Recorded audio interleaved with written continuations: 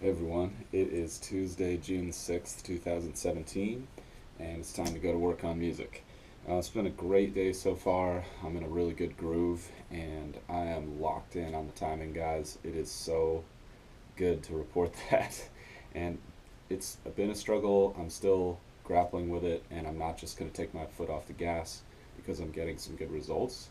I'm going to keep focusing on just getting better and better and better at that, continuing to make new mistakes, not repeat mistakes, but continuing to make new mistakes, push my boundaries with that, and just be the best that I can be on that front. So, let's enjoy a longer session today by getting into some online classes, um, working through some drum material, just keeping that light, um, and then hitting the production front hard and moving forward with this song. I was just reviewing yesterday's video and thinking about some of the exploration I was doing there, and I've realized like I just need to figure out what I want to hear, and I might need to experiment with that and push boundaries. And what I've realized, what I want to hear, guys, especially in the rock idiom, is like I want to hear people pushing boundaries, man. Like intelligently pushing boundaries, not just like weird stuff, whatever. That it's like, oh, I respect them for doing that, but it's not like I don't know. It's just like unlistenably weird. Even though I think that's awesome as an artistic statement, like that's not necessarily what I want to rock, what I want to listen to on a regular basis. So I want to find a way to experiment, but also keep it. I don't know if listenable is the right word because I feel like that word has a lot of baggage to me.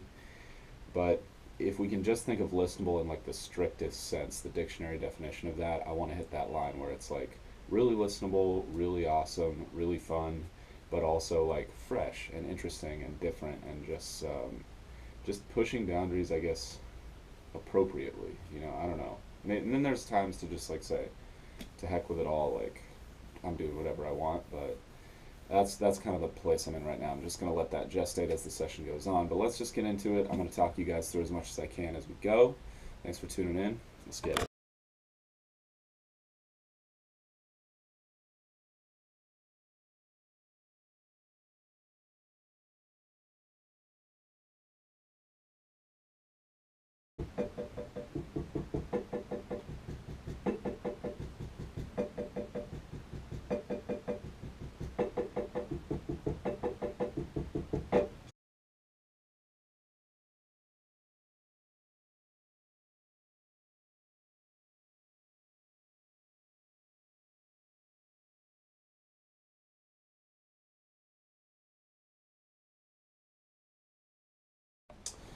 All right, killer session as usual, guys. More than happy to report that.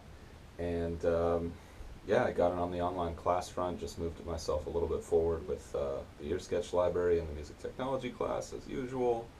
Moved myself forward in the music business class, just learning a little bit about drum editing and how that's often a good thing to budget for when you're really trying to do things right. And the instructor really recommends when you're planning your record, don't skimp on the drums because that's the foundation that everything else is going to be built on. And I mean, that's definitely true in heavy metal, which is her genre.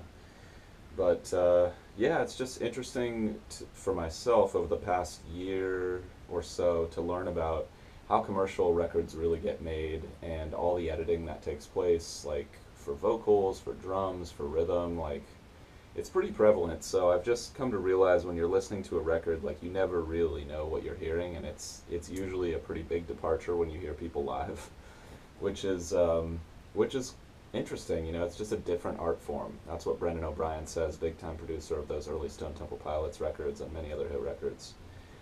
He's like, look, you're not just recording your live show. It's a totally different thing. The audience can't see you. It's a different medium, a different mode of expression. So I'm really trying to take that on for myself and just find where I am on that spectrum. Like, I would rather get a really great vocal take that sounds natural than auto tune it, but like, I totally understand why other people don't want to do that, or how there are certain times and places to edit things and make them perfect.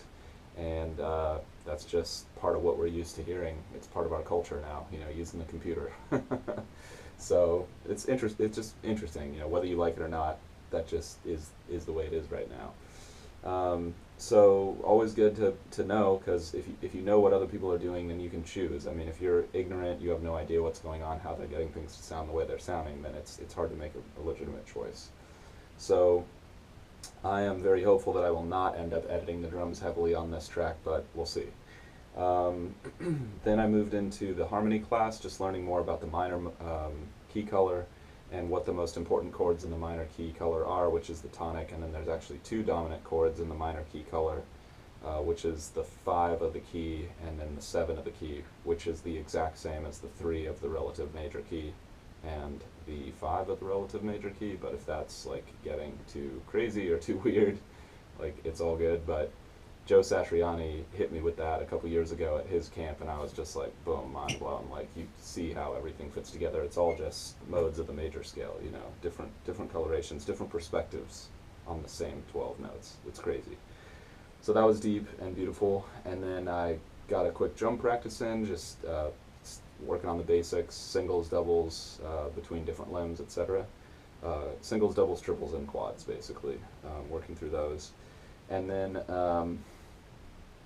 took a short break, did some reading out of my music recording book. He was talking about how you can use reverb to undo some of the unnatural side effects of fading up spot miking or single mic instruments, which is really interesting. You just put some reverb on there to push it back in the mix. And if you guys haven't read Mixing Secrets for the Small Studio by Mike Senior, and you're a musician or a self-producing musician, even if you're not a self-producing musician, you should just read that book. I mean, it will help you understand everything about how studios work and why they work so much better. I mean, thank you, Mike Senior, for writing that book, dude. You are single-handedly, swashbucklingly just saving independent music right now. Maybe not single-handedly, but that was a big contribution, man. So we appreciate it big time. And then I was getting into the production front, just again fooling around with the arrangement in my head, and then realizing like I'm not quite ready to like make those big arrangement decisions. I just need to get the transition from the chorus to the next verse tracked. So I started tracking that, practicing the part with the metronome, putting it in line with the instruments, tracking a couple things, changing some things to make the tracking easier. Like I had these big reverbs on the chorus guitars, and I was fading into the part I was trying to track, so I turned those off, made it sound a lot cleaner. So yeah, just getting it done. I think I got one good take that was really, really awesome, and then everything else was kind of rubbish, I think. But I'll listen back to them tomorrow and make a judgment call, and then I'll probably track one or two more, just in case I want to double the part tomorrow, and then I'll just move forward. I'll do the second verse and then decide if I want to go straight into the second chorus or do a bridge. So I'm happy I've gotten some writing done on the second verse, so I kind of feel like I know what the message of that verse is going to be and how I can transition that into the second chorus, second pre-chorus if I want to. And it's coming together, guys. I mean, it's songwriting at the end of the day is like a really simple thing, but it's also like a really deep thing. So it's as multifaceted as you want it to be, I think. So I just appreciate you guys for tuning in. Let me know if you have any thoughts or questions on anything I've talked about or done in the video. I hope you guys are out there grinding towards your goals and enjoying the process. That's what I'm out here doing. And I'll see you guys tomorrow for more. Till then.